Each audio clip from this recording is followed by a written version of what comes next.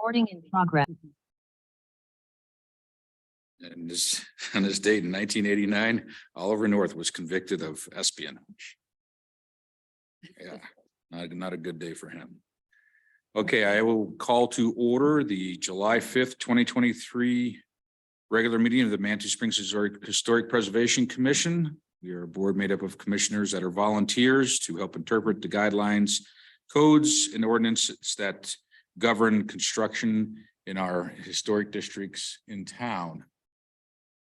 I'll go ahead and ask commissioners to introduce themselves, and I'll start with our away commissioner, Commissioner Porter. Is she there? Yeah, I don't see her. Oh, there she There is. she is. Joy, I believe you're muted. Would you like to give us a sound check?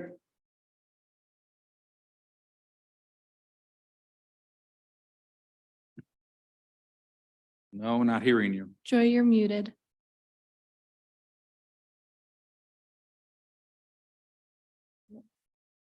Yeah, she keeps trying.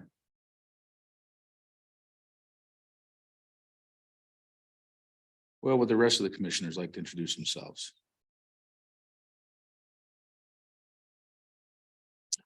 I'm Laura Kinseth. Ann Nichols. Is it still blinking at you? Hmm. IT problems. Huh? Try it again. There we go. Susan Presti, Vice Chair. And I'm Douglas Edmondson, Chair. And we are going to excuse Tamala Wright, Commissioner. She is absent this evening.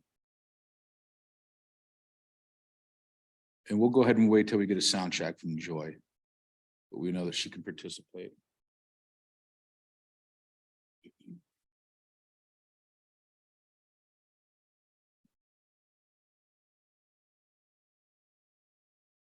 Oh, not happening. Joy, do you mind rejoining real quick?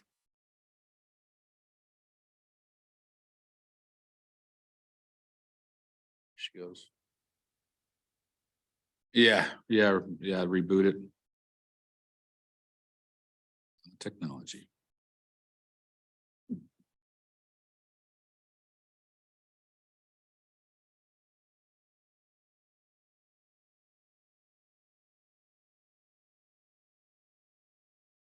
Okay. Chair Edmondson, in the meantime, do you want to give a rundown of our procedure? Yes, I'll go ahead and do that. Our procedure is we move through our agenda as posted, and then when we hear our MCACs or any of our other posted agenda items, we will first ask if any of our commissioners need to recuse due to any sort of ex parte communication or otherwise influence. Then we will listen to staff reports on our MCACs or other agenda items. We will also ask some questions of staff, then we'll bring the applicant forward and let them make their presentation. At that point in time, we will have a public review, and then we will have a commissioner's discussion after all has been heard and make a ruling. Are we there yet with Joy? I see her down there, but she's muted and both muted.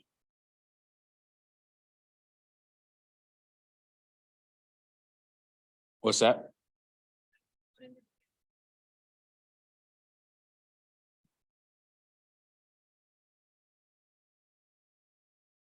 Joy, can you unmute yourself? Try it again.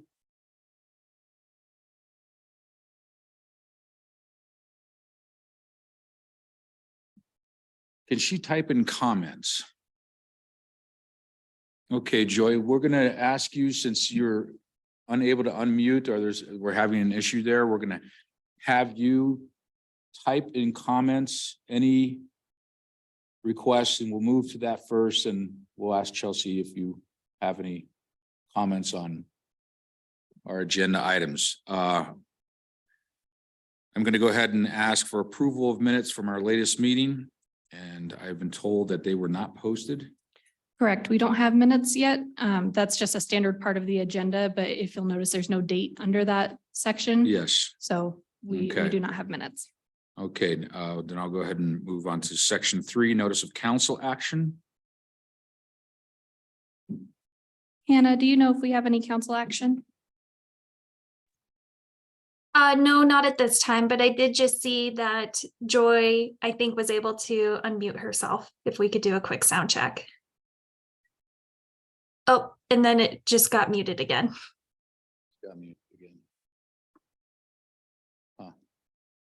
That was strange. But no, I didn't have anything to share with the commission at this time.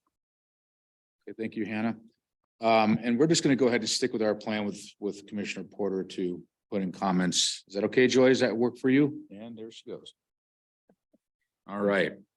And folks, I appreciate your patience with that. The reason why we're doing this is that we need a quorum. And I think if Chelsea, am I correct? We have a quorum without Commissioner Porter anyways? Correct. Okay, well, she can still continue to try. We're going to go ahead and move forward. Unfinished business, section 4. We have no unfinished business. We have 2 items under unfinished Okay. business. Before we move on to these 2 items, I am going to ask for an amendment to the agenda. We have a new business item 3, material change of appearance 2313 for the I believe Hiawatha Gardens project. I'd like to see that move to the end of the meeting since it's just a preliminary review and we have applicants here waiting to be heard. And it's more just for the commissioners. I believe that needs a motion in a second. I'll make that motion. I'll second that motion. All in favor? Aye. Okay, very good. Okay, well, item 1, MCAC 2307, material change of appearance at 141 Capitol Hill. Is there any need for our commissioners to recuse themselves from this particular item? Okay, very good. Staff? Thank you. Let me just get my screen share ready here. Okay, MCAC 2307 at 141 Capitol Hill Avenue. The owner is Elizabeth Schnepp. The owner is present tonight. The proposal is an MCAC for a 2nd floor addition to a historic structure, which was initiated without procuring the appropriate approvals and permits. The zone is general residential and it is in the Minnehaha Pilot Knob subdistrict.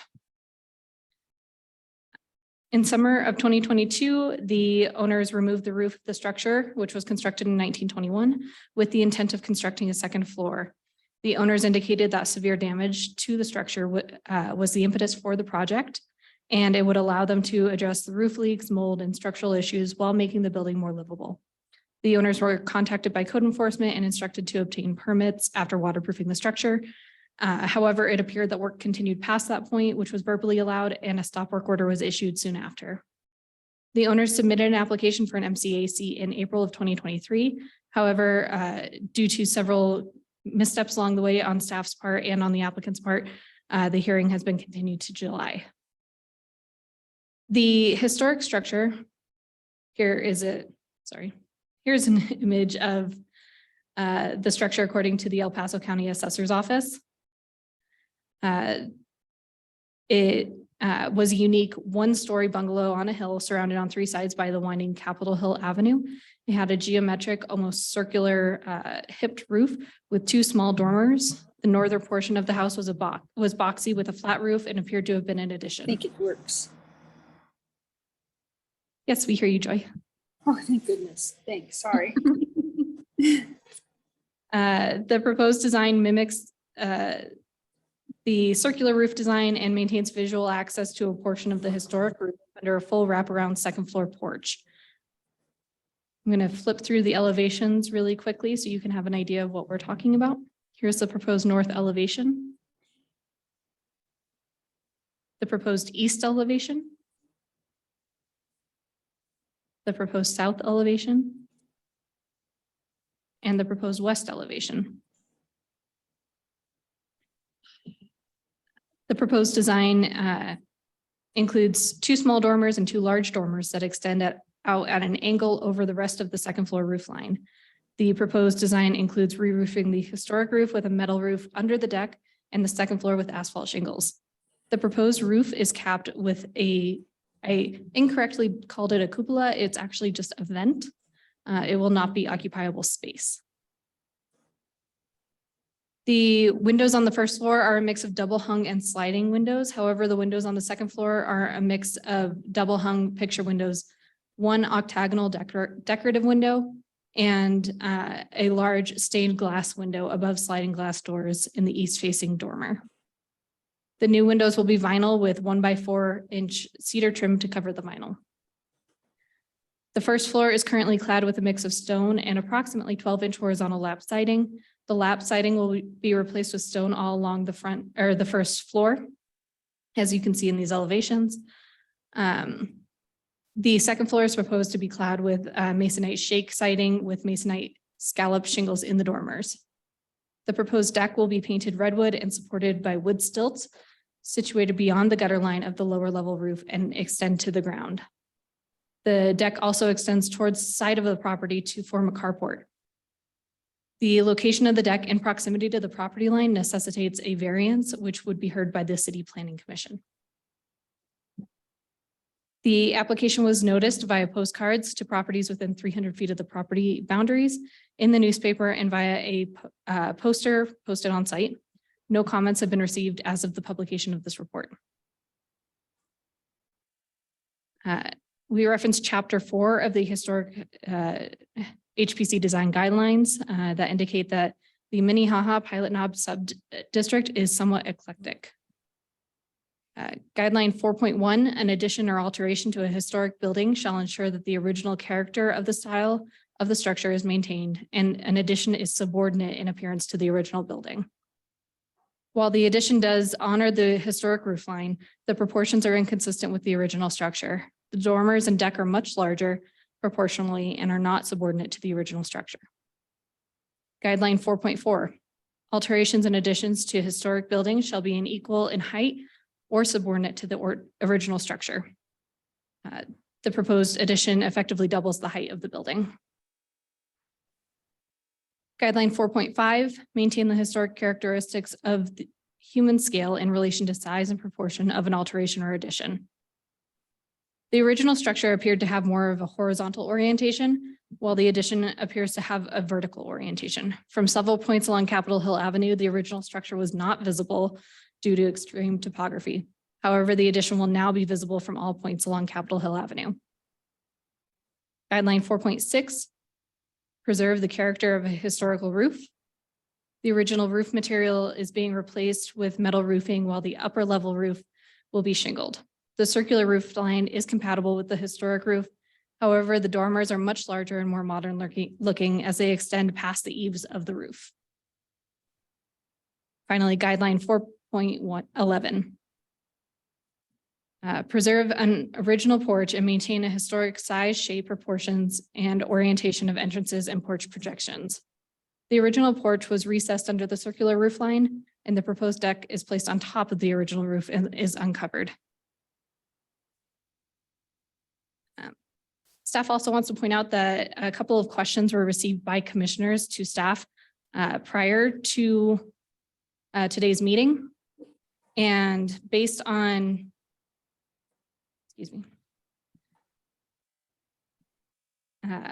based on research that staff did as a result of those questions, I'd like to just follow up with those.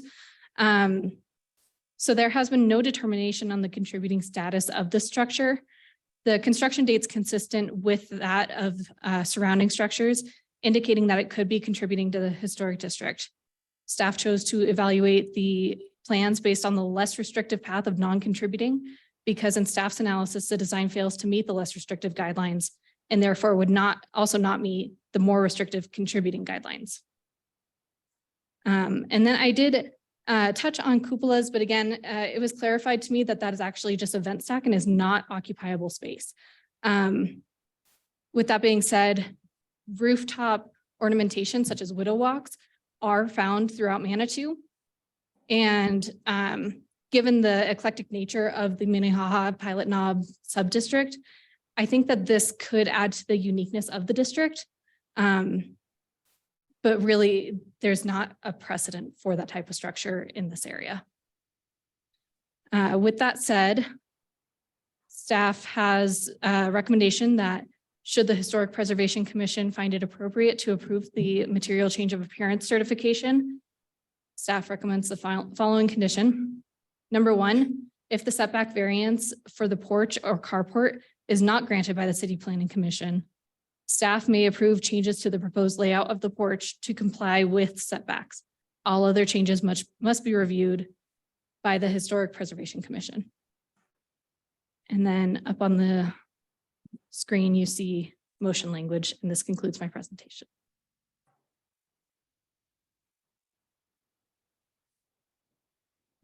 Okay, thank you very much. Do any of the commissioners have questions for staff? Yeah, I'll just Go continue ahead, to Ann. follow up on the question I had posed you all about whether it's contributing, non-contributing or undesignated. And I'm hearing that we don't have a survey inventory form that says one or the other. Is that correct? Correct. Yeah. So it's technically undesignated, which creates a process under city code that we probably should follow. I think your sense that it's non-contributing is probably correct, but if it's non-contributing, I think the code, the guideline chapter that you used is contributing, chapter 4. I think chapter 6 is non-contributing. So it's a little different than I'm used to seeing. But I guess in the future, I would suggest that we look at the code provision on if we simply don't have an inventory form, then we've got to follow the undesignated process, which is a little cumbersome, but required by code. So I'm not exactly sure where that leaves us, other than I think in general, if we all agreed it's probably non-contributing, given the picture of what it looked like before the work started, maybe we could start there. Commissioner I have Porter? Yeah, I have a question. Hannah, you or Chelsea, I'm not sure which one is speaking, but so the building is going to be taller than the original, and then it's going not to be subservient. In other words, it's not going to be smaller, the addition. Is that correct? Correct. Adding a second floor to the main structure, to the original structure, would make it taller. Would make it taller. Does it still meet 25 feet? Yes.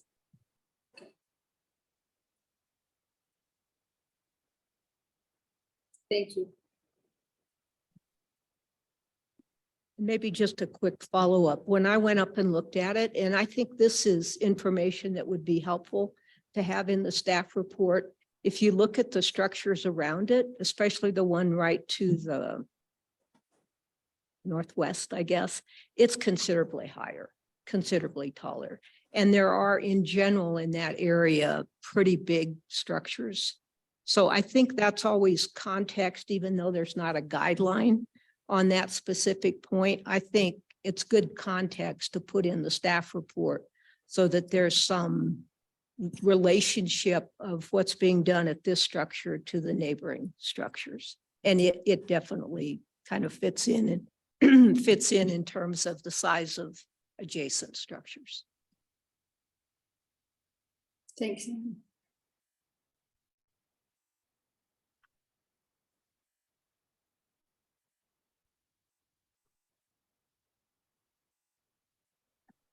Do you feel that the architectural element of the cupola on top is within 25 feet of height? I believe it is, but the designer and the applicants are both here. Maybe we could ask them. Okay, well, let's go ahead and bring the applicant forward. When you come forward, if you could please state your full name and your current address. And let us know if there's anything you have to add to this. Go ahead and press the little button in the middle until the light turns green. There you go. My name's Elizabeth Schnepp, and I live at currently 3368 West Kiowa Street. Okay, I'm Eric Larson, 15 El Paso Boulevard. And I'm the designer. okay. Is there anything you'd like to add to the presentation that's I been think we're given by real staff? close to 25 feet, we may be a little bit taller than that. I mean, very close. Uh-huh. I mean, it is considerably lower than the house next door. And hidden behind the trees a little bit. But that was just used for the bending of the roof. Excuse me. And if it needs to be lowered, it can be lowered a little bit. Okay. Commissioners, do you have any questions for the applicant? Yes, okay. Go ahead. Oh, thank you. I have a couple of questions. Why did you use metal roofing to cover the old roof? I was just curious. Just because it was the real slow pitch, and if we can get a little bit more of a pitch out of it, we will put the asphalt shingles on it. Okay. And it appears that the masonite is, or no, what is the current siding on the old It's a structure? It's like a concrete, hardy backer cake, 12-inch by 12-inch. Okay, And it's gonna be the same on the second floor as that. okay. And why did you choose to veneer the entire first floor with stone? What is the reason for replacing? To make it the look, siding? to blend it into the hillside a little more. Okay. And then why are we adding the vent? I'm just curious. I don't understand the The structure. vent, the ceiling on the inside is a vaulted ceiling. They have to maintain a 1-inch airspace up to the peak. There has to be a way to vent it out. Okay, And it also matches some of the buildings in town. okay. But that tall spire structure is that, is it, you said it isn't necessarily required to be that tall? No, it's not required to do that. Okay. All right. And is there a reason, structural reason for the extended dormers that go out so far? It's mainly aesthetics, mainly for looks. Okay. I think those are my questions.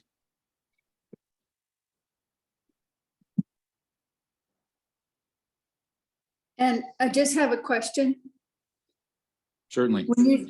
Yes, when to the applicant, when you say that you can lower it, what does that mean in your mind?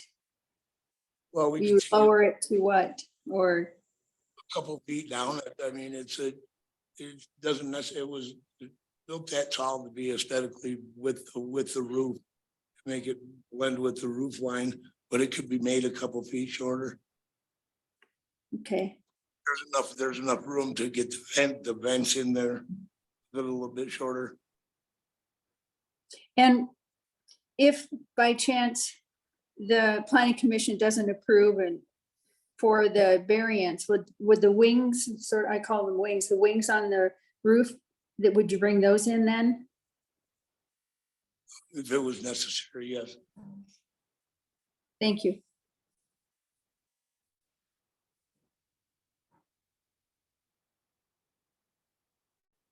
Okay, does anybody else have any more questions for the applicant?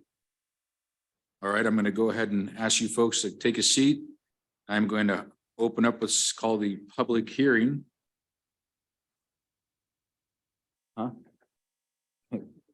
Open for public comment, public hearing aspect of this. And in the name of expedience, if there's anybody, we'll start off with anybody that has any negative or any suggestions on this particular application to come forward first. And do we have anybody in participation via Zoom with comments, hand raised? No one on Zoom. No one on Zoom. Anybody in the audience? Very good. I will go ahead and close public comment aspect of. Well, I don't think there's any, how about positive? Anybody in the public comment? I think it's. Nobody's. No out one there. on Zoom. No one out there. Okay, that's fine. Okay, we'll go ahead and close the public comment section of this review. So commissioners, do I have any comments? Or recommendations?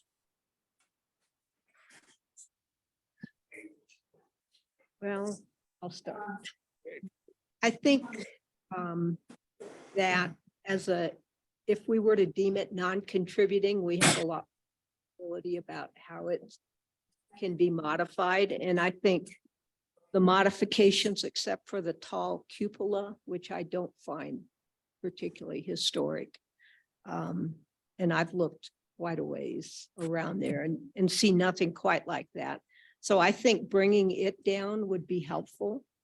But I think in general, the adjustments, alterations, additions of the second story, given the setting it's in and given the assumption that it's non-contributing, are reasonably appropriate.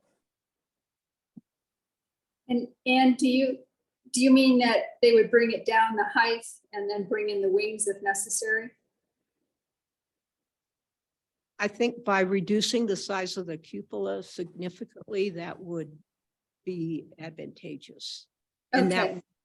I assume that's part of the height. Is that right or not, Chelsea? Right, so that would be the part of the height that would be over 25 foot. Okay. The wings, as you're calling it, Commissioner Ford, those are, Sorry. those are not, no, I understand what you mean though. Those are not currently in need of a variance. It's just the portion of the porch that would create the carport. Oh, okay, okay.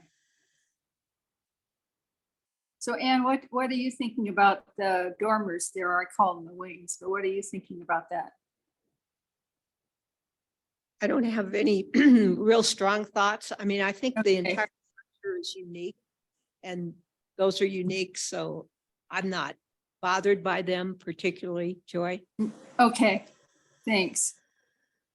I didn't get to go up there since I'm not in town.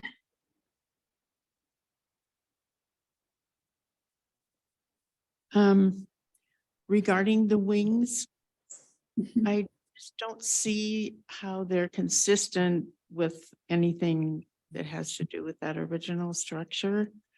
And they're ultra contemporary, I think, for that particular site. And also the octagonal windows inside, I don't see any other references to that in the neighborhood. I realize it's eclectic, but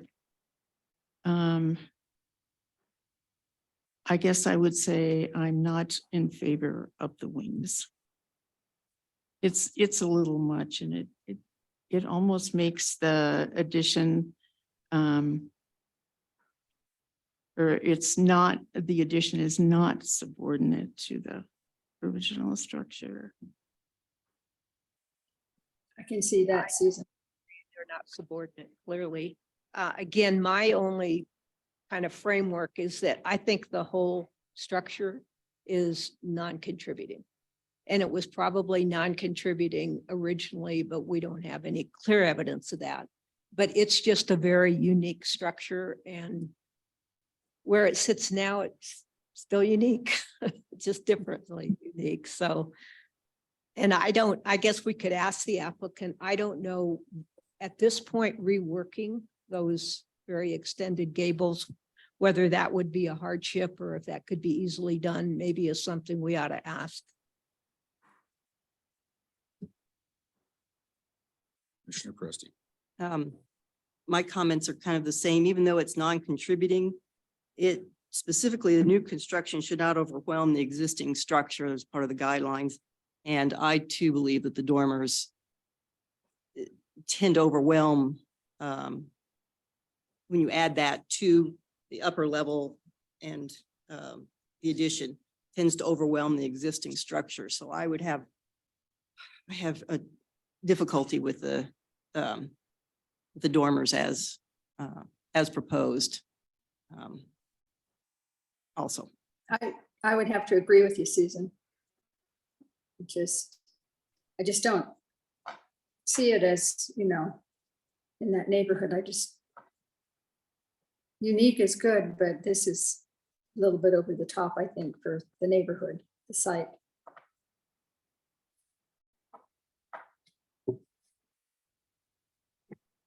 My one other comment would be, we didn't really see an example of what the stone veneer for the first floor is going to be. That would need to be approved, the color and the style, so it's consistent with the neighborhood, probably by the planning department. I think that would be a requirement, since we don't have a sample of that, whether you've picked it out yet or not. I don't know.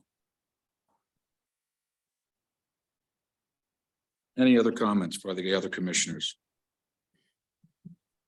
Well, I'm going to go ahead and make a few of my comments myself. First and foremost, this is not in concert with our current codes and ordinances. It doesn't fall under 17.47 for maintenance as non-maintenance to the structure. General provisions 1 and 2 of 17.45. The original MCAC compliance has not been met. We have no architectural drawings. There is no site plan. There are no true elevations. That would be sections D, F. Section 8. I feel the scope of work is insufficient. I, non-compliance to swatches and examples of stone veneer, siding. The original building was sided as lap siding. We have no examples of that. We have no examples of the siding that's going to be used above. We have no examples of the roofing from either lower or above, but particularly the fact that the pictures you just showed up were not in my package. Okay, the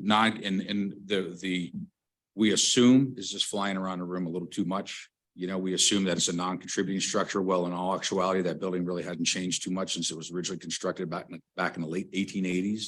It's one of the older buildings in the neighborhood.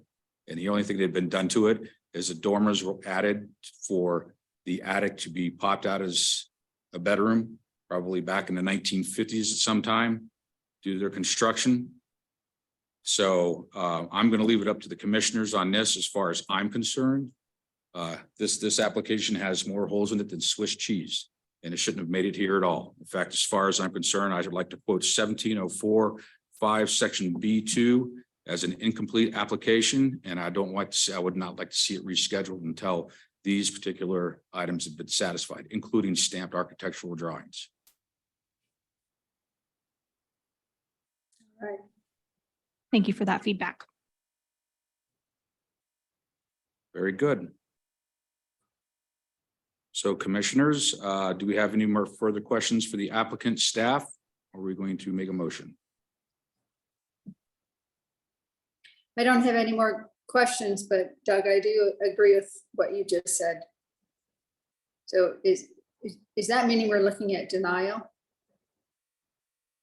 until it comes back to us, or postponement? What are we looking at? Until it's complete? Last staff recommendation was to deny it or move it forward another month. Because again, we're still dealing with a building that has no drawings. There's no pre-approval from the regional building department that the structure has actually been built correctly. And I'm sorry, I can't see that through. I mean, I've done this too many times myself. Every time I come and I sit at that table and I ask for an MCAC on any project for anybody, anywhere, I have at least some sort of pre-approval with architectural drawings from the Pikes Peak Regional Building Department. We have nothing like that here. No. So Chelsea, could we either table or defer this? And you've given, I think you've heard from Doug a variety of things he thinks are deficient in the current application. I think we do need to, since I'm simply assuming it's non-contributing, I think we need to go through that process as described in city code. And that takes a little while. It's a back and forth between the city and the applicant, basically. But I think what I've heard from the commissioners and from Doug is that we need additional information before we can make a just decision on this application. And I don't know if that's tabling or deferring or what. It looks like our attorney Jeff Parker may have something to chime in. If you don't mind. Yeah, sorry, I usually flick on my video and unmute when I'm ready to say something. So I apologize. I'm filling in for Katie, who usually covers your meetings, but I'm actually your city attorney. So it's nice to meet you all via video. Yeah, and so to answer your question, you really have two options, other than if you wanted to approve it. If you don't want to approve it, you basically have the option of continuing it to a date certain. And then that would give with some instructions as to what you're looking for to have it come back to you. And you would basically, hold another or a continued hearing once you've got the complete application in front of you, or you could deny it. And if we deny it, Jeff, does that mean they have to pay the fees again? I assume That's right. Yeah, So they'd if have to basically reapply, like starting from scratch. I can bring in all the material you're looking for at that point, but it'd be basically a new application. So if we just decide to say, these are the kinds of things we want before we can make a decision, then they wouldn't have to pay the fees again. That's correct. If you continued it to a certain date, you really have to continue it to like a specific date, because then you don't have to repost and renotice it again. And this would just satisfy that requirement. So you could basically give them whatever you think is an appropriate amount of time to bring in a complete application. Okay. Thank you. You're welcome. I'll move that this be continued until the September, whatever date that's going to be, the first Wednesday in September. And that September 6th. September 6th, and that the items that, I don't know if we each want to repeat what additional information we want, or if you've got that listed. But I think the items that Doug went through, the research and process to determine whether it's contributing or non-contributing. And were there others? What, Anne, do you think that's enough time, September 6th? To get think the, 2 months. I think that's a good start. okay. Well, I Yeah, would agree to continue, but I hope that's enough time. If it's not enough time, do we just then postpone? It would be up to you at that point. You could once again decide to either deny it or continue it again. Okay, thank you. And just as a note, I know Anne raised the issue, excuse me, but you really do need to do the determination as to whether it's contributing or not contributing pursuant to your code. And I would second Ann's motion to postpone until September 6th. All in favor? Aye. Okay, thank you very much. Okay, let's move on to item 2, unfinished business, MCAC 2308. Material change of appearance certificate for 124 Fairview Avenue.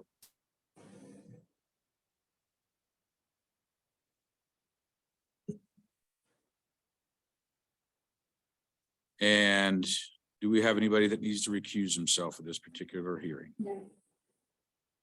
Thank you.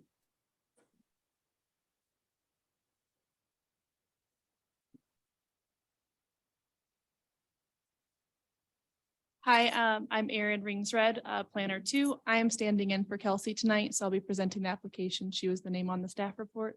I'm presenting MCAC 2308 for 124 Fairview Avenue. And this is a material change of appearance certification for a second story addition, which includes a new roof, exterior stucco, windows, doors, and siding. The request is for those items, and the proposed improvements are located at 124 Fairview Avenue in the Ruxton Historic Subdistrict.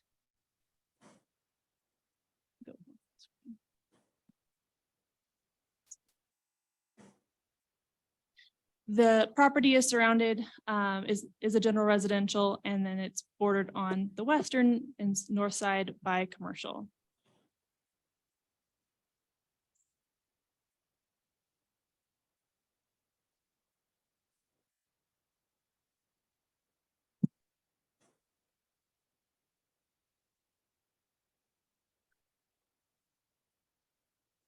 So here's an aerial of the existing conditions. So this is surrounded by some trees and some topography. And so the visibility is limited to, there's some visibility from Ruxton, there's some visibility from the Manitou Incline, and then you can also see this property from Fairview Avenue directly. Here's a few pictures of the existing conditions. This addition and these changes were prompted by the roof, and some leaking is occurring, and so they're wanting to make this a little bit more weather resistant, as well as increase sort of the comfortability of the habitable space. Here's another view of that, and you can see the some of the context in the background. So this is an example of the first floor, as outlined in the staff report. They are adding a few windows and adjusting a few entries here. There's a loft space that's being added, and it's adding height to the gathering space or the main space there, as well as additional upstairs space, and they're adjusting the roof line. This is currently a non-conforming structure. This addition that's adding the habitable space is not increasing that non-conformity. What is being adjusted in the area that is within the setback is just repairing the roof and adjusting the roof. So it's not increasing the nonconformity. I've included here a view of the model that shows what the proposed changes would look like. And then in the bottom left, you can see what the existing condition is. So they are adding height and changing the peak of the roof here in that area closest to us, and then further away is where that habitable space is.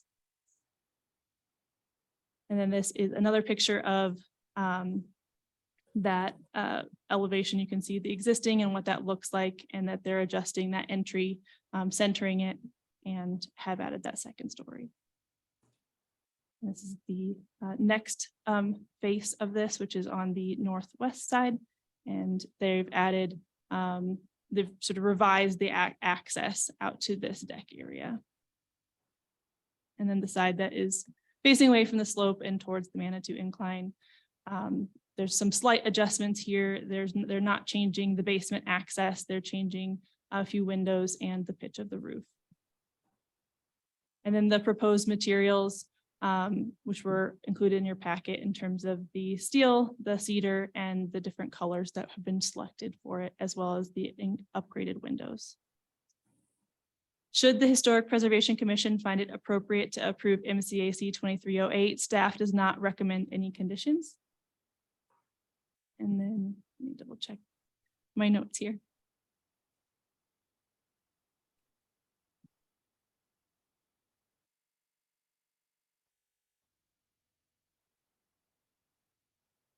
So then I've got the motion language approved up here. If there's any questions. Well, thank you very much. Commissioners, do we have any questions for staff in their report? Oh, I do. okay, go ahead. You go, Joy. You go ahead. I just wanted to know the height then, the second story, what would be the height then of the building?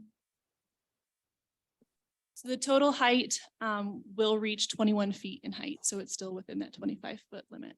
Okay. And the windows on it now, are they I mean, the windows now on the building? Could you describe? They're going to be, it looks like they're being replaced different, with different windows. Is that true? Windows are being replaced. I will defer to the applicant on the materiality, as I'm just less familiar with this. Okay, thank you. So I have a question. I just, can you help me understand the difference between what a non-conforming structure is? What does that mean? What's that definition of that? It means in the past, this structure was built within that setback prior to the current codes and regulations. And so it's considered grandfathered in. And when we are looking at improvements or changes to a structure that's non-conforming, we evaluate that in comparison to it. Is it increasing its non-conformity? So which would require a variance or something. So it's about the setbacks, not whether it's contributing versus non-contributing. Can you provide that information for me? Is it contributing or non-contributing?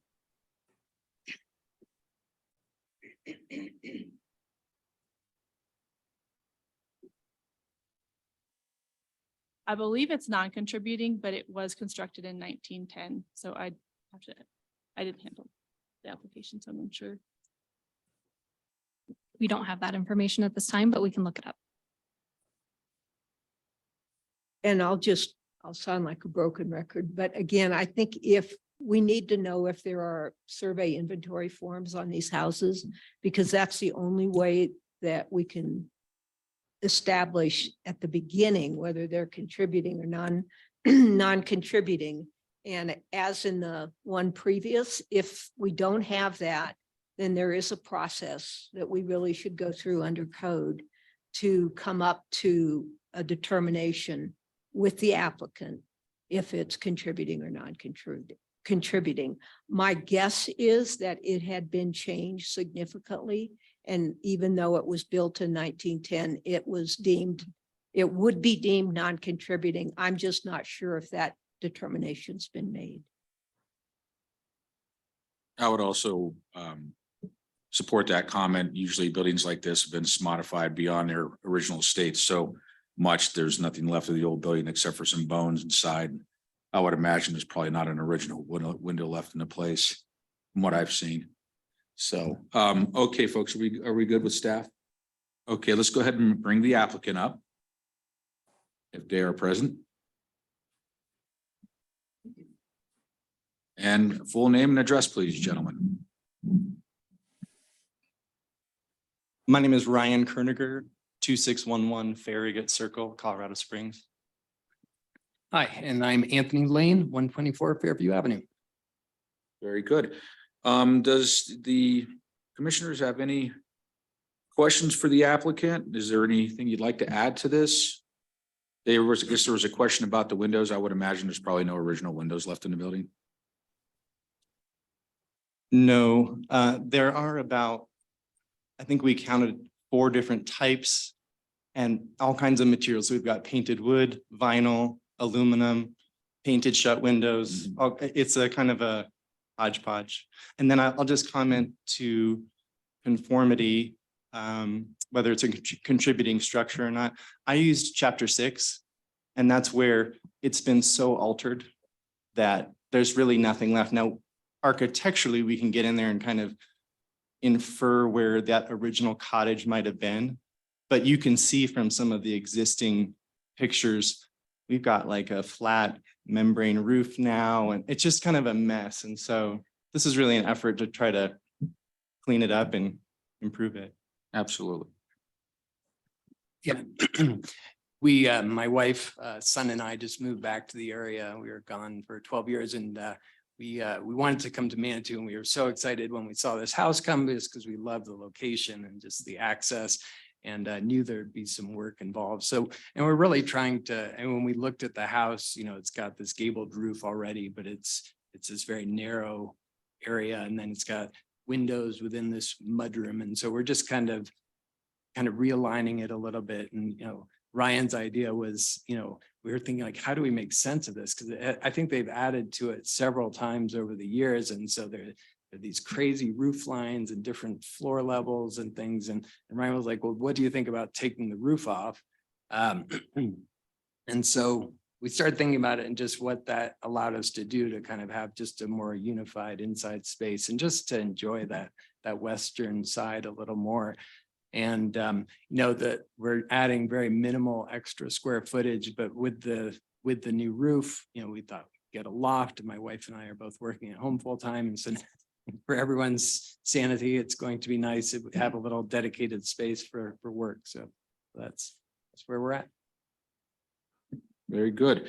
Well, I think we're good, and I am going to ask you gentlemen to go ahead and step away from the microphone, and we will now open the public hearing / public review part of this application. And I'm just going to generally ask, are there any public comments in the audience or participation via Zoom? Do we have any hands? No? We have 2 attendees online, Greg and Tony. but they do not have their hands raised. No hands raised. Okay, well then I will go ahead and close the public comment / review part of the application. Commissioners, do we have any more questions for staff, applicants, or any comments on this particular MCAC? I have some questions for the applicants. Okay, would you like to come back up, gentlemen? Sorry, gentlemen, we're going to make you do some exercise. Yeah, and you've already introduced yourselves for the record, so we're good there.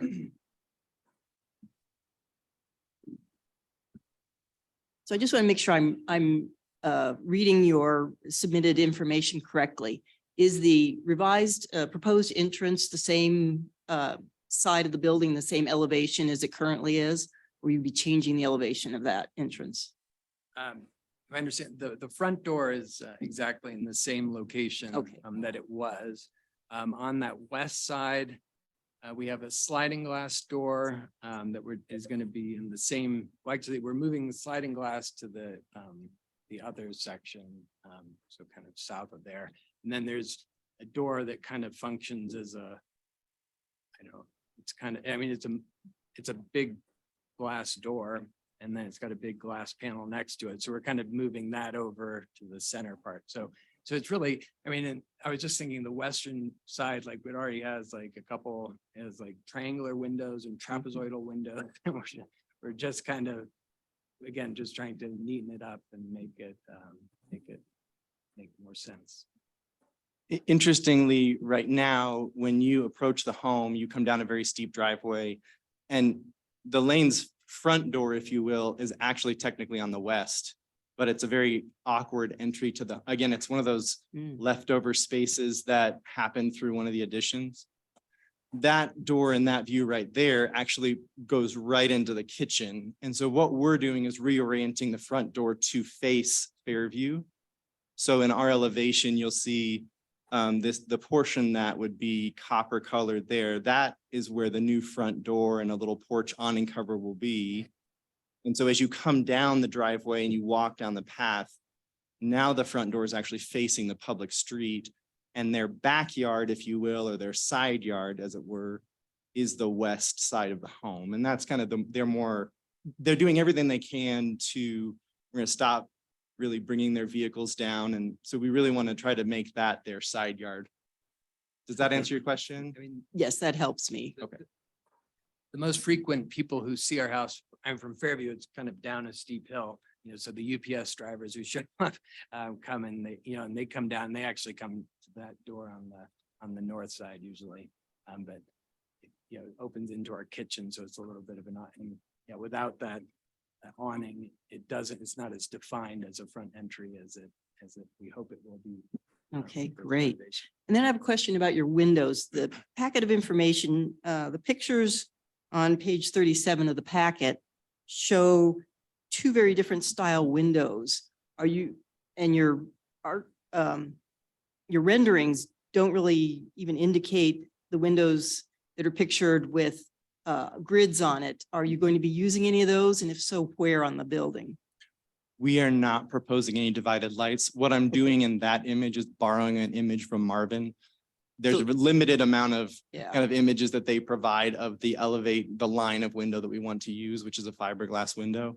But we've discussed with the lanes, and we're not proposing to put in any divided lights or simulated divided lights. Okay. I will acknowledge that we're moving this home in its renovation into this century. So we're appropriate. We're enlarging windows for egress, and we're asking for a big move on the west side. I've done that before, as you may recall in the past in other projects, but we can't deny its location. And the fact that the west side doesn't face anyone publicly, as you acknowledged in your staff report, or Kelsey did, if you're hiking the incline, you could look down and see the windows. Okay, I just wanted clarification. I No thought perhaps divided that lights. lower window was more like what you were actually going to use. And is there any reason besides aesthetics that you're using corrugated metal siding on the building?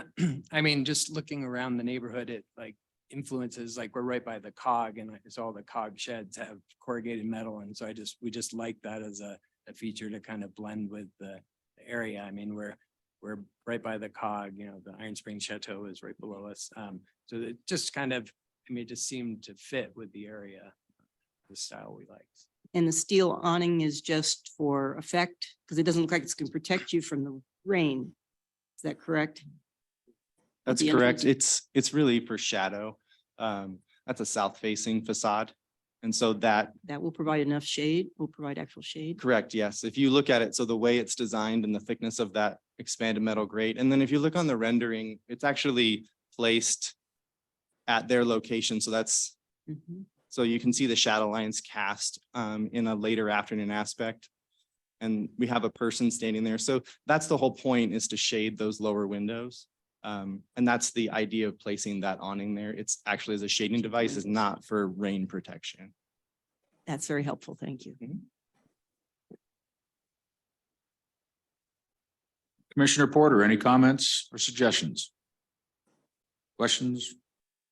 Things of that nature. And that would be a no. Okay, well, gentlemen, thank you very much. I would recommend a motion to accept MCAC 2308 material change appearance certificate for 124 Fairview Avenue as is.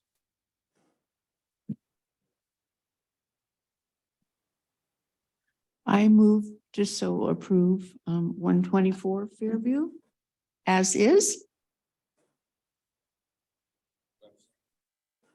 Second, Oh, you want some more discussion? Do you? Okay, well, oh, she would like the discussion on that motion. I would just like to consider, or the commission to consider, that we usually do not approve corrugated metal siding on buildings. We've actually made this an issue with previous reviews. I know this is a very modern style building. It is still in a historic district. I just have an issue with that introduction of that siding. So I will not be able to approve it without that condition or this motion. And I would support you, Susan, in that.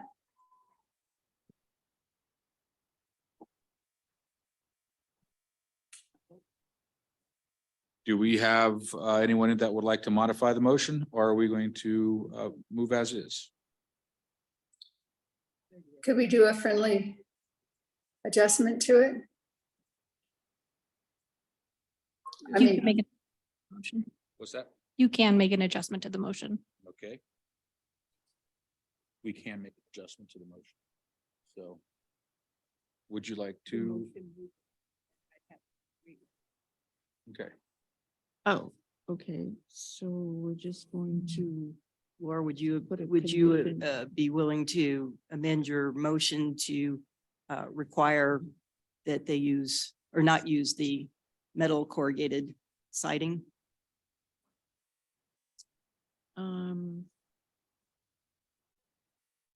I guess I could do that. I don't really have an objection to it because it is a reference to the past. And it's used a lot in new construction in historic neighborhoods. Oh, okay. I'm new, so I'm not familiar with all of your guidelines, but it has been used extensively as even additions to historic buildings, because it is that reference to the past, and I appreciate that. I think it's a nice feature of the house. It brings back some of the historic. why don't we just References. vote on the motion that's on the floor, and then if it fails, we'll. We'll vote on the motion Vote on on the the floor other. then. I have Commissioner Kainseth has made her position clear, and she has put a motion on the floor to accept MCAC 2308 as is with the corrugated siding. Do I have a second? I had already seconded it. She had so already motion's seconded on the that. Do floor. we have all in favor? Aye. Aye. I All against? I mean, against. Sorry. Well, that's 3-2. So congratulations, gentlemen. Your MCAC 2308 material change of appearance certificate for 124 Fairview Avenue has been accepted as is. And and happy hunting. Sorry, could we pause on that? Congratulations real quick. I have a question for Jeff Parker. Our quorum for this board is 4. And I'm wondering if that is also the number that is needed for an affirmative vote. You need to do 3 out of 4, so a majority of the quorum Great, for an thank you. affirmative vote. Sorry Thank for that you. confusion. Sorry for the false alarm. Oh, no, it's a great question. I appreciate it. I couldn't see how many were there. I was losing track, so thanks. Okay, very good. Well, thank you, Mr. Parker. And we will move on to section 5, new business. And we have decided to move the item 3 MCAC 2313 preliminary review of 10 Old Man's Trail to the end of the meeting, so we can get to our other applicants first. So we will move on to item 4, MCAC 2312, material change of appearance certification for 701 Prospect. And is there any need for any of the commissioners to recuse themselves? No. Okay, neither. Okay, thank you. Staff report. Thank you. This is another Kelsey Lanham special. She is out of town tonight, so I'll be presenting MCAC 2312, 701 Prospect Place. Katie Picard is the owner and she is present. This material change of appearance certification is again for a 2nd-story addition in a general residential zone district in the Midland Historic Subdistrict. The the subject structure was built in 1950 and is approximately 696 square feet. It is a single-family residence and sits on a corner of Prospect Lake and Pawnee Avenue. The applicant is proposing a 1,149 square foot addition to the existing structure. And the 2nd-story addition will bring the total height of the structure to 22 feet 8 inches. Here you can see the existing structure as is shown on the El Paso County Assessor's website. And here we have the elevations. So the front elevation faces north on Prospect. The right elevation faces west. The left elevation faces east, and the rear elevation faces south. The proposed 2nd-story addition will create a 2nd living unit. Duplexes are allowed in the general residential zone district as a use by right. So this will include 2 additional bathrooms, an additional kitchen, and a 2nd living room and 2 bedrooms. I will also create a 200 square foot deck and carport, again, with the deck kind of creating that carport structure. And on the main level, a 200 square foot mudroom is being proposed off of the existing laundry room. The exterior materials include stucco, asphalt roof, and I apologize, I'm actually not sure what the windows are made of. We can ask the applicant. But it is my understanding that the materials are all intended to be carried over into the addition. No change in materiality is proposed. The planning department did receive 1 email from a neighbor, and they had requested more information, and they presented objections to the application, though it appears that the duplex use is actually the basis of the opposition as opposed to the addition. They had concerns about light and air and view shed, which being their property is across the street, it's not quite nearby enough to have those, apart from view shed. Light and air typically aren't going to be impacted from that distance.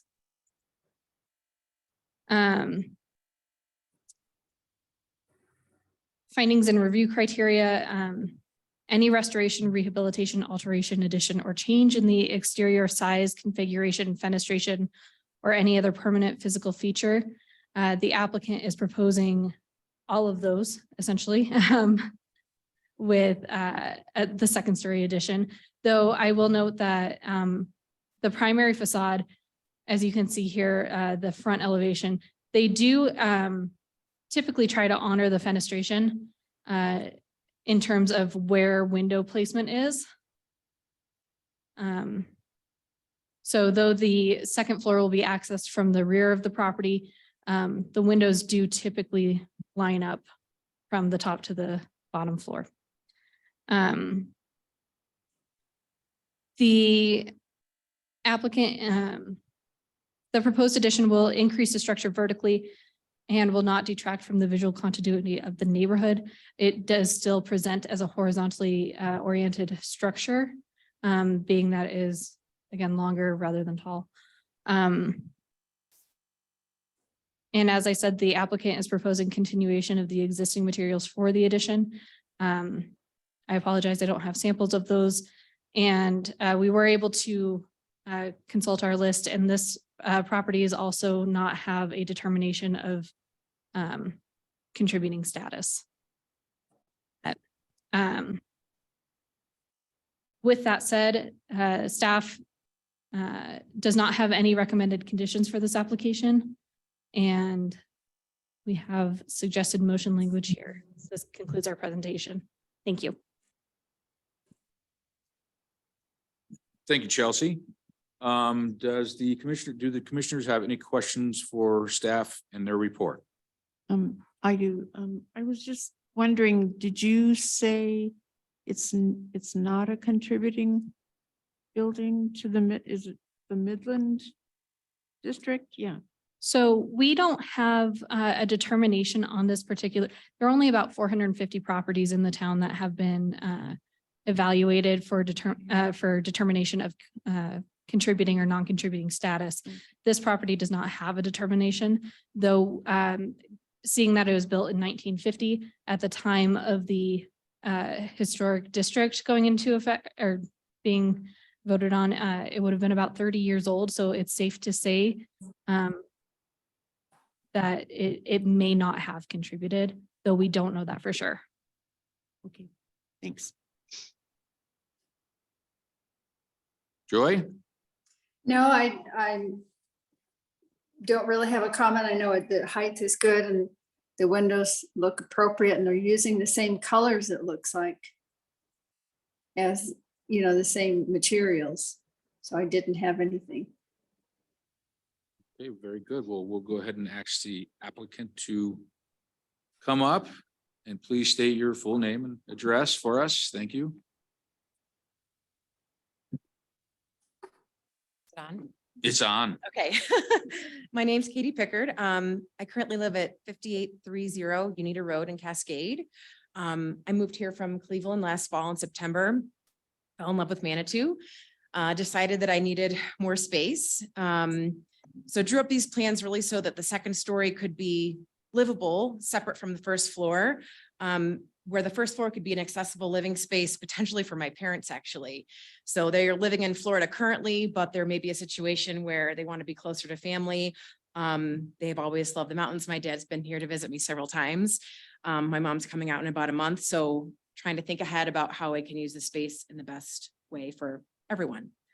So really all the plans could read like a duplex. It also could read as a single family home. It could be either or. Very good. Oh, and I have one correction. I know we exchanged emails about the carport. I checked with the designer and the elevation that says the word carport on it is left over from an older version of the drawing. So there actually is no carport. That's the only place it's referenced on the elevations.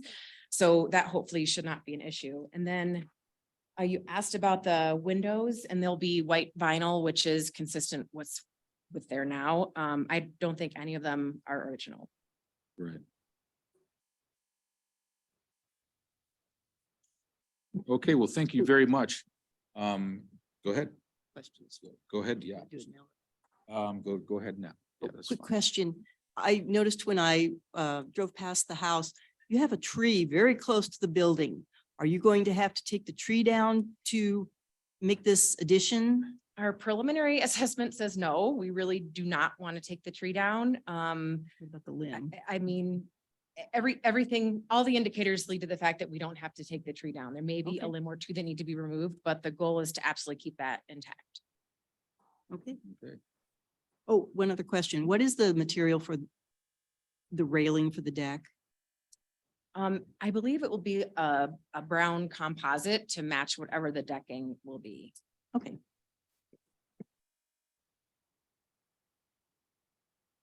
Commissioner Porter? Just on the tree, so your best estimate that it won't come down. Correct. Okay, thank you. Very good. Well, thank you very much. I don't have any comments myself. I'm familiar with the building. That's for sure. Okay, thank you. So you betcha. All right, I'll go ahead and open up the public comments and review. And do we have anyone in attendance or anyone via Zoom that has comments either way? We have 2 people as attendees on Zoom, but neither one has raised their hand. No hands up there. No one in the audience? Okay, well, I'll go ahead and close public review. Commissioners, do we have any more comments or topics for discussion on this particular MCAC? Doug, is it possible to have a condition that you try your best not to take the tree down? Or is that, Kill I the mean- tree. Yeah, I mean, that's fine with me. Yeah. I mean, I'm not sure where the code is on trees. It seemed like I remember some of it had changed to protect some of the trees. But that's- You know, historically, you know, my feelings about trees, particularly elm trees or things that are quick growth trees, that if they're in too close proximity to a building, it could be detrimental to the building's foundation, and therefore they probably need. I don't know if that's the case here or not. It sounds like it's that there's not an issue there. Probably would have been brought up by her architect. So. Okay. Go ahead. Thanks. I think Parker has something. You know, I'm sorry, I think you guys have handled it, but my quick answer is I'm not sure there's a consideration in your historic preservation regulations for trees. So I'm not sure that's something that you can actually require or not require, to be honest with you. Okay. Thank you, Tim. Yeah, I don't think it's a heritage tree. I know a little bit about it. All right, well, folks, commissioners, any more comments? Any more? I'd make one comment, Doug, and that is, I live right up the street from this from this structure. And if you look at the surrounding area, which again, I think is always pretty important, there are 2 newer 2-story houses just south. Clearly the little building, duplex, whatever it is to the west is single story, but the house across the street that burned down, that I think will be replaced, we approved it at 2 stories. So did. I think it's compatible with the neighborhood, and I think it will be a good addition. And I hate to be the naysayer, but I kind of disagree with Commissioner Nichols. I think this will make the house very livable, but part of the historic character of that neighborhood is cottages. And this clearly it falls into that category. And when you pop the top and make it double the size of it, it's no longer a cottage. It will be much taller than the 2 immediately adjacent houses in the block, not necessarily some of the ones across the street, but it is quite a large expansion. The addition is not subservient to the historic building. So I know it'll be much more livable, but I have trouble with the size of this addition within our guidelines for the historic district. Well, thank you. Yeah, this is just a typical building that was part of the infill after the railroad was removed in 1949. It's very common. They're all over town. And probably not much has been done to it over the last 70 years, I would imagine. Outside of the replacement of the windows, they would have originally been metal sash, crank type, which were, you know, very common, that type of block construction of the period. However, I have no recommendations on this particular MCAC. Commissioner Prestes feels that she can't, is not comfortable approving this, but I am going to go ahead and ask for a motion on MCAC 2312, 701 Prospect Place. So I will make a motion to approve MCAC 2312 as presented with the finding that it's compatible with the historic neighborhood, with the dwellings in the neighborhood, and that it will not degrade the historic character of the neighborhood. Do I have a second? I'll second that motion. All in favor? Aye. Aye. Aye. Aye, okay, and all in, not in favor? No, Okay, so we have a 4-1 vote in favor of MCAC 2312. Material change of appearance, 701 Prospect Place. Thank you very much. All right. On to our last application for the evening. Until we move on to our next. Folks, we're going up on about 6:45. Do you think we should take a break, or do you want to hear this last? Get this one? Okay. All right, thank you. So item 5, MCAC 2309, material change of appearance certificate for 801 Shoshone Place. Is there any need for any of the commissioners to recuse themselves? No? Oh, okay. Then we'll go ahead and hear staff's report. Hi, Erin Ringsred. Thank you. This is an MCAC for 2309 for 801 Shoshone Place. The request is being made to enlarge the front porch and adjust the window placement in order to get into compliance with current codes and regulations. And then as well as upgrading the windows and the doors to help with that weatherproofing. The repairs had previously been begun, and then they were notified of our processes, and then we've been working together to put together this application. This is located in the High Road Historic Subdistrict. As you can see on this map, it is zoned general residential. It is a combination. There's several structures on this lot, and so the one that's yellow, highlighted in yellow there is the one we were reviewing. This is the structure that is the furthest setback from the roadway.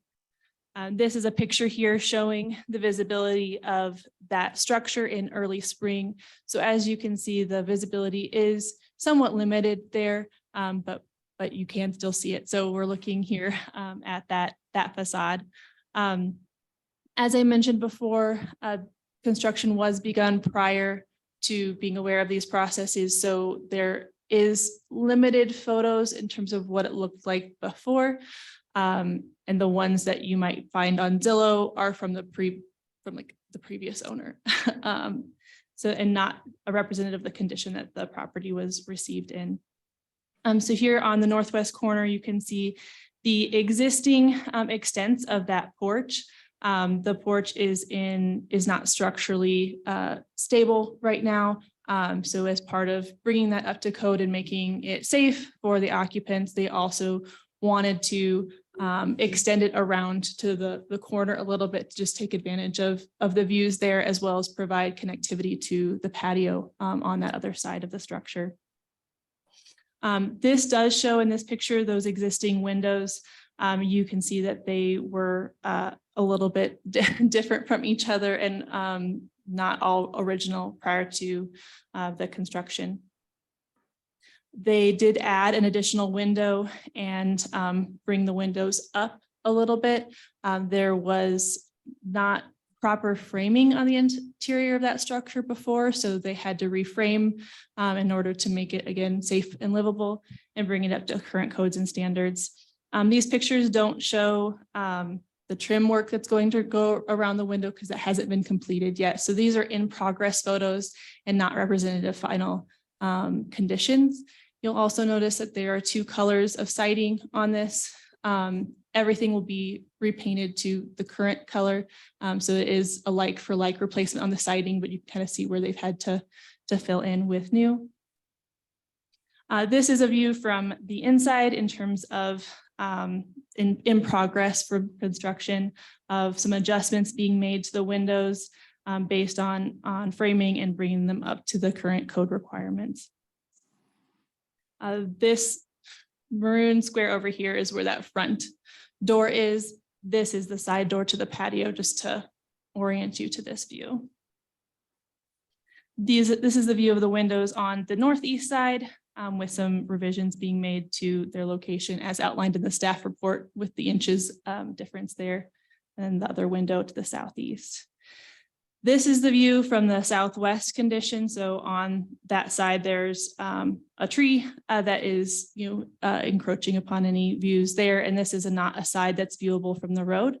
So the primary view that does have visibility from the public realm is that northwest side where the porch is.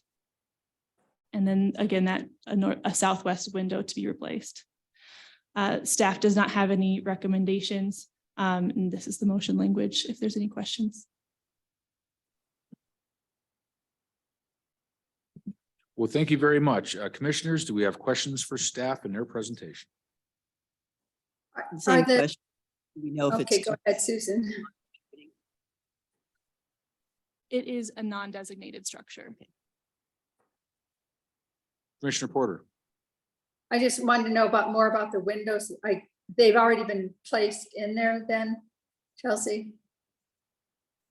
That's correct. The windows have already been placed in there in order to create more of a weatherproof condition, because there was some rotting within the sills of the original windows. And not all of the windows that were in place prior to the beginning of construction were original either. So there's a little bit of a mixed bag there. So it didn't come before us because they just didn't know. Is that what it is? You know, that before they started construction? Cindy gave them a notice that this was unpermitted work. And then once they were made aware of that, they set up a pre-application meeting and started going through our processes, to my knowledge. Okay, thank you.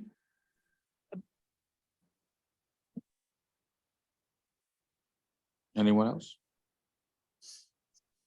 Well, I can't say that I did examine this through my portal on Pikes Peak Regional Building Department. And somewhere, somehow it was released for permitting. They have a permit on the building. And there's been a couple failed inspections and whatnot, but once the permit is open and Regional Building Department comes out and starts inspecting the structure that's under construction, they can continue to work with them. So that is what I have seen.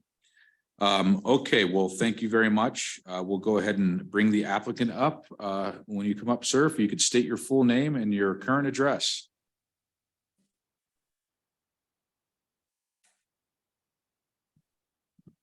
Hi, my name is Michael Lopez, currently residing in 3715 Glen Meadow Drive in Colorado Springs.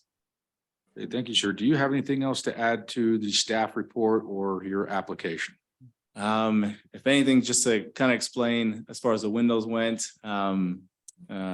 speaking of regional, I think I needed a permit. It became a project when we're doing the interior remodel, and there was no framing and it needed to go up a certain height. That's where everything came about. Was not aware as far as like it being in a historic district. So I do apologize, but I've grown up in Colorado Springs, just wasn't familiar with Manitou, just love Manitou. That's why we purchased a home here. Thank you very much. Do any of the commissioners have questions for the applicant? Go ahead. Yes, I would just like some more information about the deck and the construction of that. It Yeah, is definitely. basically new construction and the railings and. Yeah, definitely. So we're looking at keeping everything like it was originally. Everything was built with wood. So we're looking at making decking out of wood and the railings as well to match. And it was painted white previously, and we're looking at painting it white as well. It is the bones of it is red iron, which is like the structure to give it the strength. But everything else is wood, and we were proposing that even the red iron be wrapped with the wood to match, so that you don't have red iron and then a different material on top. So it will reflect the original design. Correct. covered. Yep. Thank It you. will. Very good. Classic Manitou bungalow. All right, I am going to, go Oh, you, okay, go ahead, please. Oh, just a couple questions. So you don't have a drawing that shows what the full deck is gonna, or the porch is gonna look like from the front then? Does it wrap around the corner? Is It that what I'm does wrap understanding? around the corner. Yep. So in the front, it does extend out an additional 3 feet from where it's at, and then wraps around the corner to connect the two doors, the two entrances. And It really also kind of ties in the view as well, because that's where you get the view from Bar Trail all the way to, like, you can see Garden of the Gods side. will you extend the roof covering, or is it gonna stay where it is? And It's- the rest of the deck will just be open? Yeah, it stays where it is and the rest is open. Mhm. Okay. Yeah. And then what, Laura started to ask you, what railing are you using? Because it appears it's elevated and is going to require railing to meet Yeah, the code, and- safety.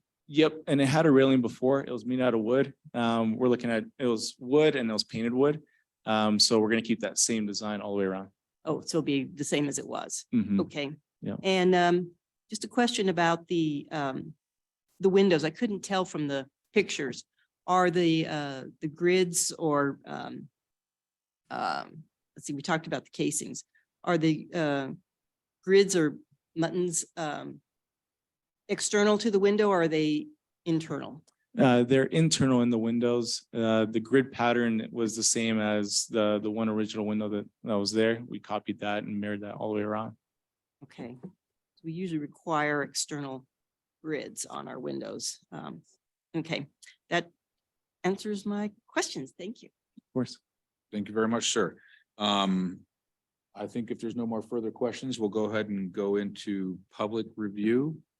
You might want to just sit still. Do we have anybody in the audience or anybody attending via Zoom with any comments or hands raised?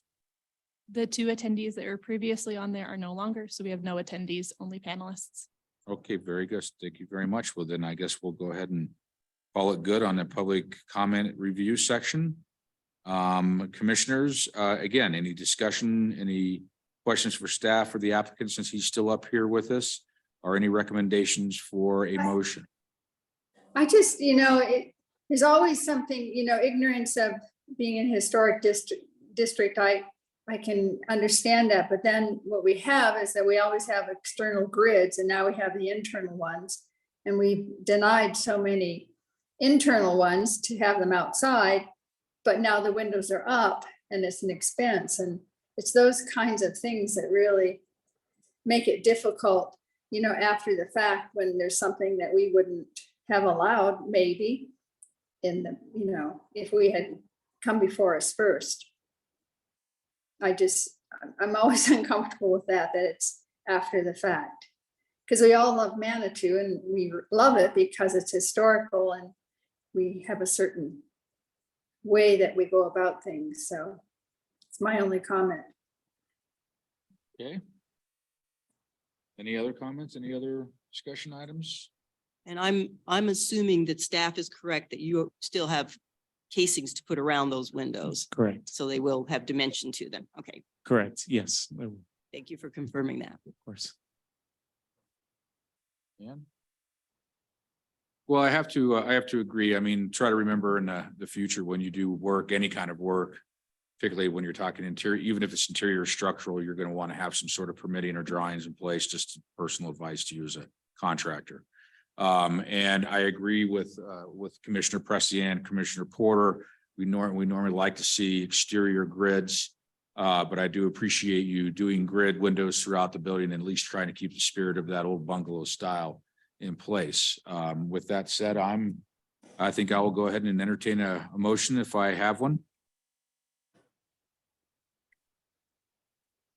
Sure, I'll move to approve MCAC 2309 as submitted, with the finding that it is consistent with our guidelines. Would second? All in favor? Aye. Aye. All in opposed? Me, Joy, I would be opposed, just We got a 4-1. principle.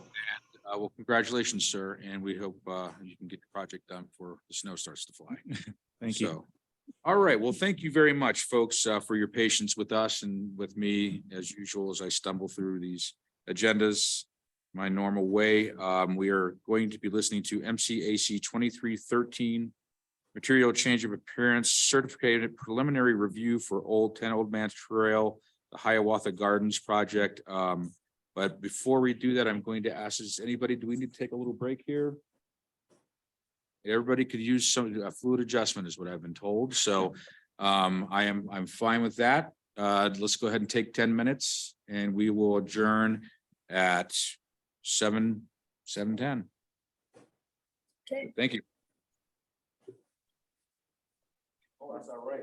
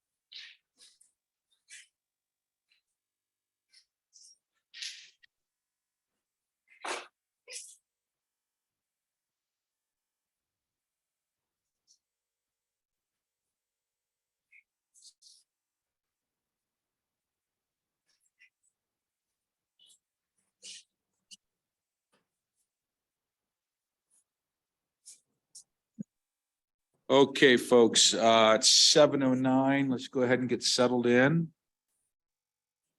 And we'll go ahead and move on. And welcome back. Hope everybody had a nice little break. So let's look at, we are going to new business, moved item 3 up. MCAC 2313 material change of appearance certificate preliminary review, 10 Old Man's Trail, Hiawatha Gardens. And I'll start by asking, are there any commissioners that need to recuse themselves? Yes, and I will recuse because I'm on the task force for Hiawatha Gardens and have been for like 4 years. Okay, very good. Thank you, Commissioner Nichols. And I need to reveal that I have attended a few of these meetings over time, but they were strictly informational. I've made no real decisions on this, but we did vote to, I was on a commission at the time, vote to bring Hiawatha Gardens back into the historic district. And that's all a matter of public record. So let us go ahead, since Commissioner Nichols has recused herself. Commissioner Porter hasn't said anything, so she's probably fine. No, yeah, I'm fine. I once went in the basement that was removed and it was full of water. Okay, so we'll go ahead and listen to staff reports. And again, I'm going to remind our commissioners and everybody in attendance that no motions will be made on this evening. This is strictly informational for us as we move along with this project. Staff report, please. Thank you, Commissioner. Again, my name is Erin Ringsred. I'm the planner 2. I have also been participating in task force meetings and in presenting the findings as a planner.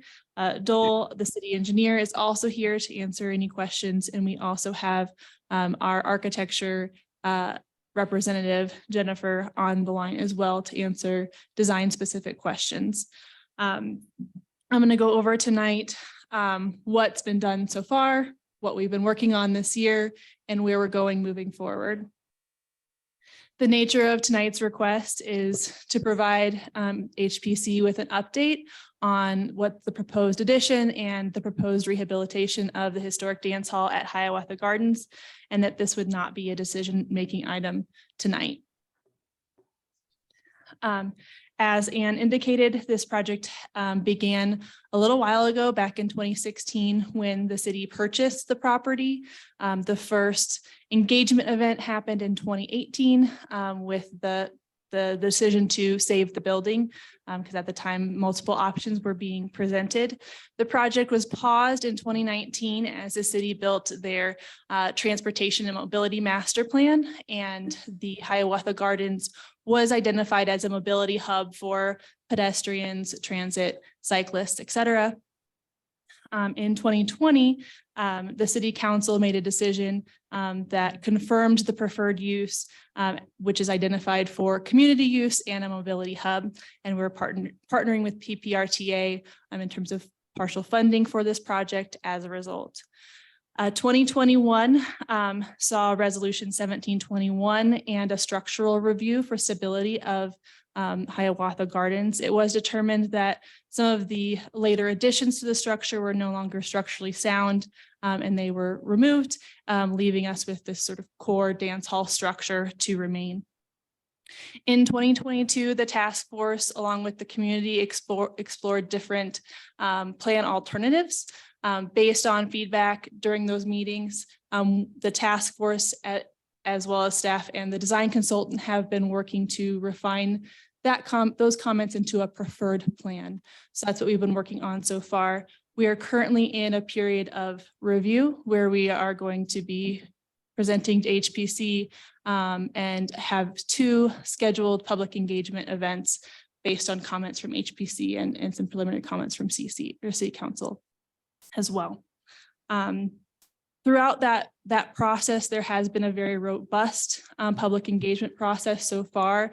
And as part of that process, some commitments were made to the community around public engagement, that it would be open to all who want to participate, that we are ensuring that full information about the project is available to all, and that we're making certain that all participant voices are equal, And that we will produce a project plan that can be accomplished in phases as funding becomes available, and that will produce a project plan that honors the consistent results and preferences from process participants, but also recognizing City Council as the final decision makers on this process.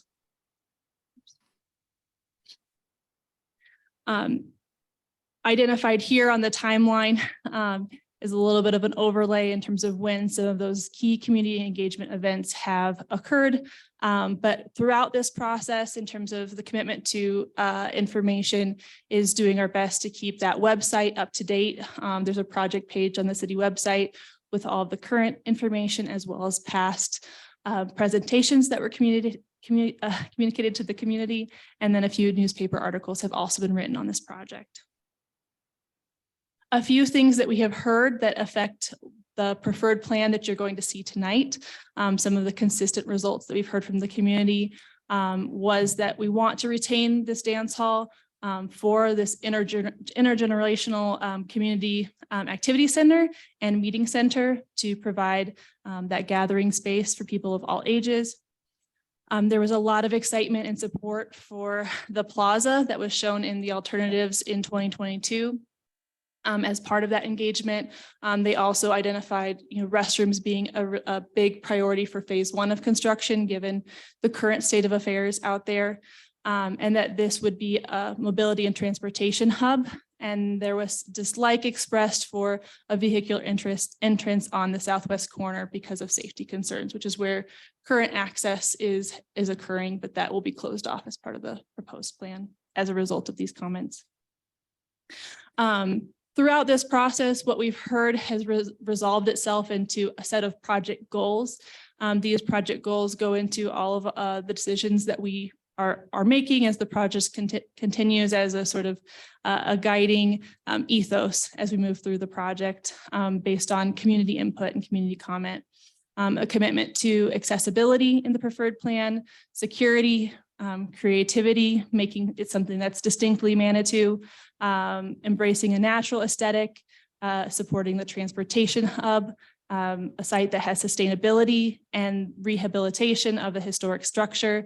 So holding ourselves to the Secretary of the Interior standards for our decision making and designing for the future in terms of designing for future generations and just designing something that is going to be resilient over time, not changing the aesthetic. This is more of the programming goal. So in terms of where we are going, as I mentioned earlier, we are currently in the community engagement and reviews period in this darkest maroon area here.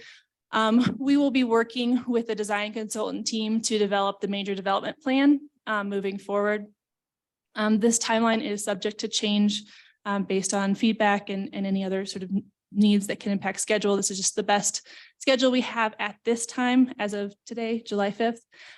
So wanting to call out here that we would be coming back to HPC for a ruling after we get to a little farther in the design document, similar to previous public facilities processes. And then that we would also come back for the interior improvement review as well. This is the preferred site plan. As I said before, this is integrating comments we've heard back from the community. This is the building has moved forward the most because of that preference or that prioritization for the restrooms. So we have added a breezeway and a north building to support the mobility function as well as gathering in this space. And this also supports keeping the square footage of the dance hall historically open and trying to limit the amount of sort of extra programming that's put in there. Again, we have the architect on the call, so certain design decisions you guys can ask her. This is the floor plan zoomed in. I did rotate it north just so it could be a little bit bigger for us on the screen with El Paso Boulevard to the north on the left side of your screen, Old Man's Trail to the west on the bottom, and Manitou Ave to the south. Having that gathering space that's currently set up. We have different floor plans that we've tested. And I'll move to that next space. We've got a small community gathering space here, as well as restrooms, storage, and the kitchen area.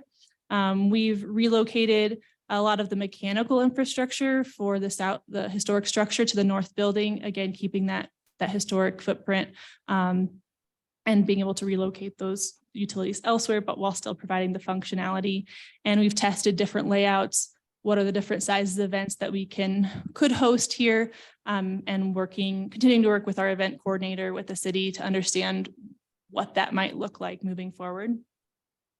And this is an example of sort of testing out different storage capacities within the storage space that's been set aside, exploring ideas for having chairs and tables permanently set up in the hall so that would facilitate easier use for the community to set up for smaller events without having to have a special setup with facility staff. And then now I've got a few renderings here. One thing to note is the coloration might be a little bit different. There are limitations with the rendering software in terms of exact replication of the colors here. I do have a materials palette slide we'll kind of go over at the end. But this is the view from the northwest corner. The building here being the north building connected by the breezeway, and then the historic structure to the south. The signage indicated here is placeholder only. Naming has not been decided on the building, but there's a signage opportunity there, as there are some utilities that are being put up there as well. And so there is a screening nature there. Another view of the exterior zoomed in on the left, and then a view on the right to the interior. Right now, while we're looking through bringing the utilities in the south building and the historic structure up to current standards for safety and resilience, we are following Secretary of the Interior standards in terms of that placement if they do have to be located inside this space and can't all be sort of located in the attic, et cetera. And they're currently located to the exterior walls to sort of keep that main opening open and clear, and reference the historic character there. Try to make them disappear as much as possible. Right now, all of the material selection is preliminary, so it's subject to change and open for comment, of course. And so we have, in terms of the stonework, trying to find something that does reference the historic Manitou greenstone, if we can't have Manitou greenstone, and then looking at paver options that embrace the color palette that you see in the area, potentially repainting the ceiling in the historic dance hall, et cetera. Let me go back to the site plan really quick. In terms of the north building site plan, efforts were made to keep that north building smaller so that it was subservient to the historic structure. Different alignments were explored, but having it to the north felt like it was the most in alignment with the historic orientation, as well as keeping the views and access from the historic structure to the creek and not wanting to impede that access moving forward. That's the end of my presentation. We have Phil here, city engineer, to answer any questions, as well as our architect is on the call as well, if there's any more questions about some design decision making.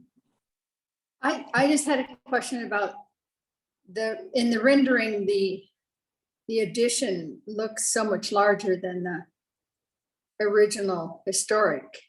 Is it taller and larger, or what's the proportions? It is not taller. The height is consistent. It is a little bit more in the foreground in this image, so it does, I think, maybe lend itself to a little more prominence. It is a little bit wider. Go back up here. So you can see it a little bit better in this plan. It's a little wider in terms of east to west than the historic structure. That decision making was trying to balance, and Jennifer can answer this too, but I think to balance the needs of the transportation mobility site. So that was kind of went into how that programming went together. Jennifer, do you want to add something to that? Hi, everyone. No, Erin, I think you explained that really well. Just trying to get some community uses into that north addition, allowing for the room that you see that's set up similar to a conference room, but thinking that that could be an area for smaller groups or, you know, a bride's room, just giving a little bit more flexibility to the space and their uses. So that combined with mechanical space, the restrooms, and a warming kitchen. This is the footprint that we've ended up with currently. Thank you.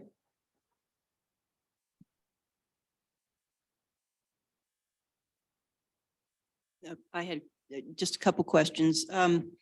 The renderings, the show you mentioned a painted ceiling between the trusses. Is that currently painted, or are we changing it from natural wood to painted surface? It is currently painted green. Oh, okay. Yes, that answers that question. And this is a technical question, so I'm not sure who wants to answer it. I would like to know what the acronym BMP stands for. I could not find the definition of the reference, and I kept seeing that referenced in the plans. Best management practice. Oh, thank you. I believe. Jennifer, is that correct? That is a really good question. BMPs, I think of them as so that they will not allow water or construction debris into the storm or into the creek. Oh, the sort of straw bale. Yes. Absorption. Okay, that's totally different than, okay. Thank you. Does that from our consultants? Oh, but you're right. It does stand for best management practice. Yep, controlling stormwater runoff. So it kind of encompasses all the silt fences, inlet protections. So it's kind of a catch-all for making sure our runoff is responsibly managed. Okay, thank you. Mm-hmm. And on the interior, I'll just add that columns, trusses, ceilings are all currently painted. There's quite a few layers of paint on the trusses in particular, but we are proposing to strip that paint off of the trusses and the columns to expose the wood, and then just repainting the ceiling. I have a question.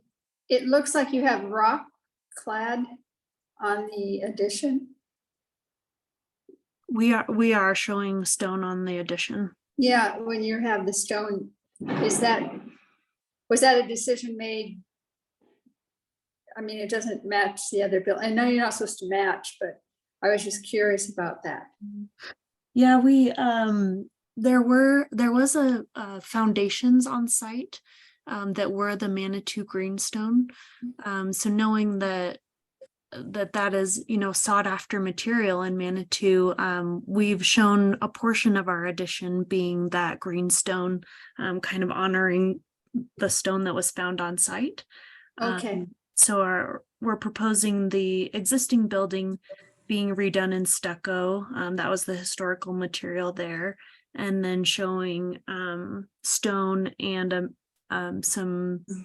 a wood look siding, a fiber cement siding for the addition to differentiate those two portions material wise. Thank you. Mm-hmm.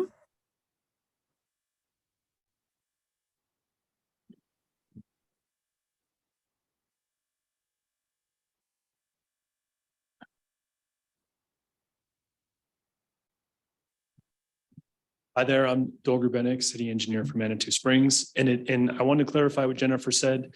We did find a lot of Manitou greenstone that was used for foundation materials. And as a result, it was boulders of greenstone. This type of application is usually more of a veneer of stuff. And we have not yet evaluated the cost and feasibility of taking those boulders and slicing them into veneers type thing. So we, to Jennifer's point, we want to try to match and honor the greenstone texture and colors as much as possible. Will we be able to incorporate the actual boulders we harvested from the job site. That at least in the veneer capacity, that's still a big what if. Now, they could be incorporated into some other structural or helping build up planter box or something like that. But as a veneer like that, that still needs to be determined and worked through. Okay, thanks. Yeah, actually, my experience is it's really not that hard to split. I've actually used it.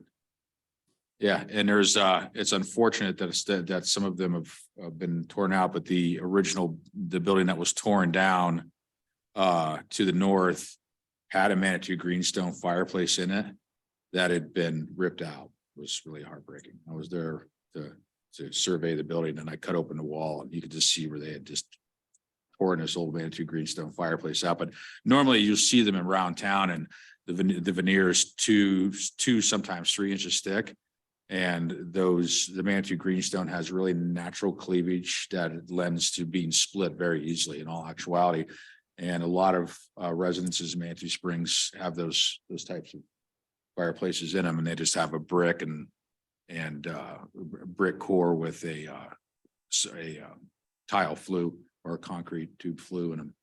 So that was very, very common practice, and ask Jim, ask the city, Mason Hill. Yeah, he can definitely tell you that one for sure. Well, thank you very much for the presentation. Since we're not making any decisions tonight, I really don't have too much to say. I'm glad to see that they put the mechanical in the building and they're not doing any RTUs or anything that's be real obtrusive or overwhelming to the building. I get a little bit of oversize of the addition to the north. But I think the T shape and it all is really functional, and it's something that's desperately needed.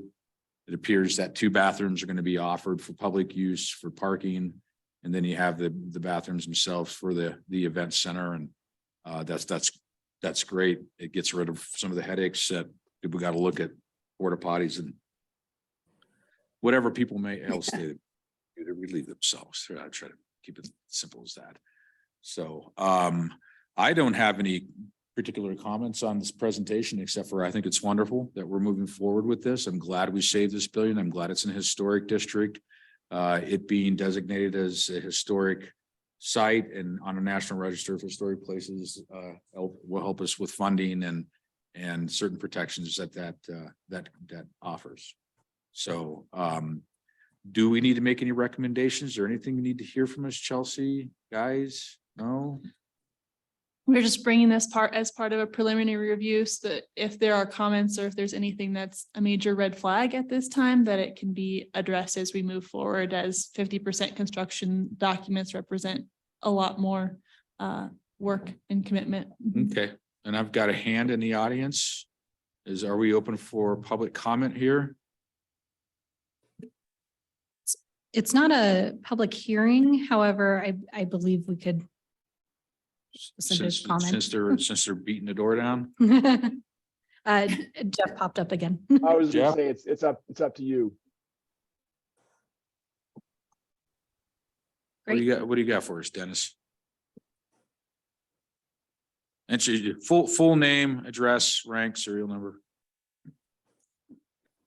Dennis Caffrey, 103 Pinion Lane, which is right above looking down at Hiawatha Gardens. Mm-hmm. So if you could bring up the overlook that shows the exits, I've asked 2 or 3 times that a traffic study be done. Because if you look at it right now, that west exit most likely will be closed because buses will be driving by there, and it would be almost impossible to go in or out of that area, which means everybody else will be going out the northeast exit, which I've understood will be adjusted. Right across from that, you see the street coming down, which is Pinion. That is the only exit for all those houses up there. There is no other entry. That's it. So if you have everybody coming in and going out of that parking lot right at that street, that will just stop up our area. So I really think a traffic study does need to be done. Number two, since I live above it and I look down at it from my porch, those spaces are full most of the time. I mean, you'd say you guys are making probably pretty good money on it. So if you have a wedding, and it will probably be on a weekend, I'd really like to know where all these people are gonna park. Because, yeah, you have a parking lot there, but it's full. I hate reality to hit the ground here, but, you know, you have a full parking lot and you have 100 people that want to have a wedding. Where are you putting them? We are creating another parking problem. Right. Right. Yeah, I get that. And I know that there'll probably be some traffic studies with that right now. When there's a wedding here, they just get to park wherever. And, so I'm sure that's something that they'll probably work out in Well, time. That's really not part of our purview here. I Yeah, agree. and- It's the entry and exit out of that area that Yeah, concerns no, probably me and all I the other people. I hear your concerns, and I think Dennis, I think the thing you really need to do is bring that up with planning. Be part of, yeah, so, I have. okay. Yeah, that's not our purview. Our purview is just the Understand, building. but you know, you're the guys that send me the postcard saying we're gonna do something about the exterior. I'll right? send you a Christmas card this Yeah, time. I know. Okay, all Okay. right. Well, thanks, man. I appreciate you coming up and talking. Dole, do you have any more comments? Anything that you'd like to bring to our attention? We can say that for that would probably be better off at public review and planning and when this thing really starts to finalize. I'm happy with the design as it is. Like I said, I'm really glad that where they put the mechanical. And I've been in there, I've seen it has an old wainscot ceiling just like this thing does. So these basically are almost identical buildings in a lot of ways. So, and that is all I have for this evening. Is that it? That was our last new business item. We do have other business and adjournment, though we have Okay. nothing on the agenda for other business. So unless the commissioners have anything to bring up.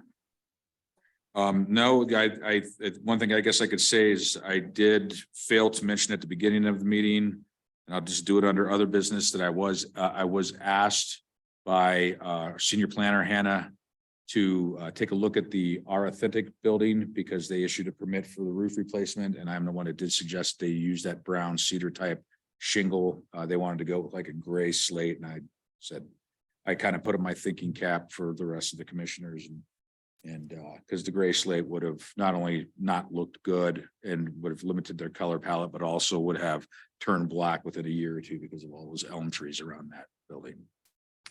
So, and it looks good. It's coming out very well. It's needed a roof for a long time, long time. And that is all. With that, I will adjourn the regular meeting of the Historic Preservation Commission for July 5th, 2023. Everyone have a good evening. Bye. Bye, Joy. Bye. It's a lot later here, Doug.